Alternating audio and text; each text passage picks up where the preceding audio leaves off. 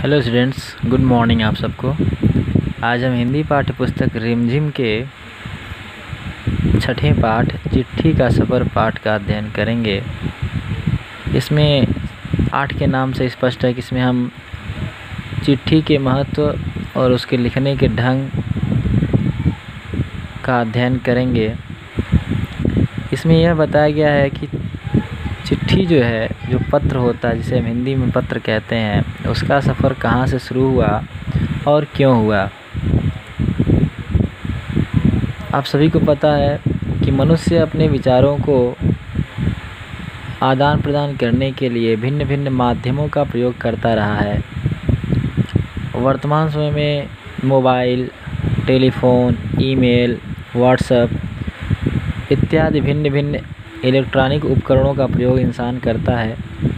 परंतु पुराने समय में जब यह मोबाइल वगैरह नहीं हुआ करते थे, उस समय मनुष्य अपने विचारों को चिट्ठी के माध्यम से चिट्ठी में लिखकर एक दूसरे से आदान प्रदान करते थे। देखें, क्या अपनी 10-12 साल की ज़िंदगी में तुमने कुछ पत्र तो लिखे ही होंगे। वे पत्र अपने सही पते और सही समय पर किस तरह पहुंचते होंगे, यह वाकई सोचने वाली बात है। कह रहा है कि बच्चों, अभी तक आपने 1-2 पत्र तो ज़रूर लिख लिया होगा, और यह सही भी है कि आप पत्र लिखते भी हैं अपने पिता को, माता को, किसी न किसी माध्यम से पत्र अवश्य लिखते हैं, या छुट्टी के लिए अपने विद्यालय में तो अवश्य पत्र लिखा होगा आपने, और उसमें पते वगैरह भी पढ़ते हैं।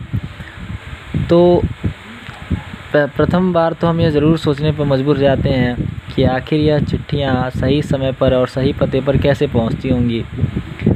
तो लेखक कह रहा है कि यह सब बहुत सी बातों पर निर्भर करता है, जैसे चिट्ठी किस स्थान से किस स्थान पर भेजी जा रही है, संदेश पहुंचाने की कितनी जल्दी है, तुमने पूरा और ठीक पता लिखा है कि नहीं, तुमने उस पर डाक टिकट लगाया है कि नहीं, आदि।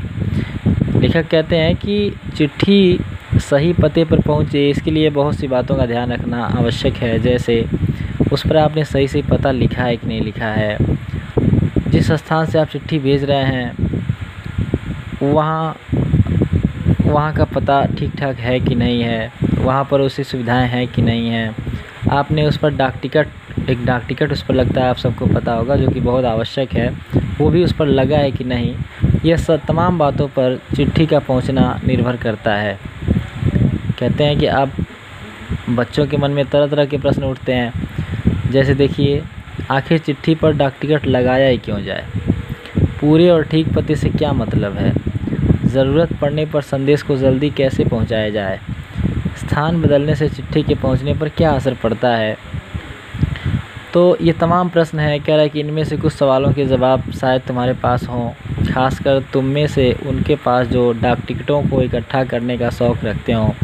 बहुत से बच्चे ऐसे होते हैं जो डाक टिकट का एल्बम बनाते हैं, उन्हें बहुत शौक़ होता है और इकट्ठा करते हैं, तो पता भी होगा। तो ये तमाम प्रश्न हैं, इनके कई प्रश्नों के उत्तर तो आपको पता ही होंगे कि डाक टिकट क्यों लगाया जाता है, कि उस माध्यम से सरकार खाते में पैसे जाते हैं, और उस पर जो है दूरी और अंतर प्रदेश का भी महत्व होता है। उस डाक टिकट से भी पता चलता है कि पत्र कहाँ जाना है, कितनी दूरी तक जाना है, यह भी उस पर से पता चलता है। पूरे और ठीक पते से मतलब क्या है, सबको पता है कि पूरा और ठीक पता लिखाएगा तभी चिट्ठी उस स्थान पर पहुंचेगी। ज़रूरत पड़ने पर संदेश को जल्दी कैसे पहुंचाया जाए, तो इसकी भी सुविधा देता है हमारा डाक विभाग, कि हम स्पीड पोस्ट करते हैं। और स्थान बदलने से चिट्ठी के पहुंचने पर क्या असर पड़ता है, तो आप सबको पता होगा, अगर स्थान बदल दिया जाए तो चिट्ठी सही समय पर जो है वहाँ नहीं पहुंचेगी नहीं, और वापस आ सकती है वो। तो इन तमाम चीज़ों का ध्यान रखना होता है। नीचे चिट्ठी का जो है एक महात्मा गांधी द्वारा लिखी एक चिट्ठी का जो है एक फॉर्मेट यहाँ प्रारूप दिया हुआ देखेंगे कि इसमें जो है भेजने वाले का पता और प्राप्त करने वाले का पता इसमें दिया हुआ है। कह रहा है, इन सवालों के जवाबों के लिए ज़रा नीचे दिए लिफाफों को गौर से देखो, दोनों पतों को दी गई जगह में लिखो। तो अभी तक बस ये चिट्ठी का एक परिचय मात्र था, और उसमें किन किन चीज़ों की ज़रूरत पड़ती है उसके बारे में लिखा गया था। आगे की वीडियो में हम आगे के भाग का अध्ययन करेंगे। अब तक के लिए बस इतना ही। आप सबको बहुत बहुत धन्यवाद।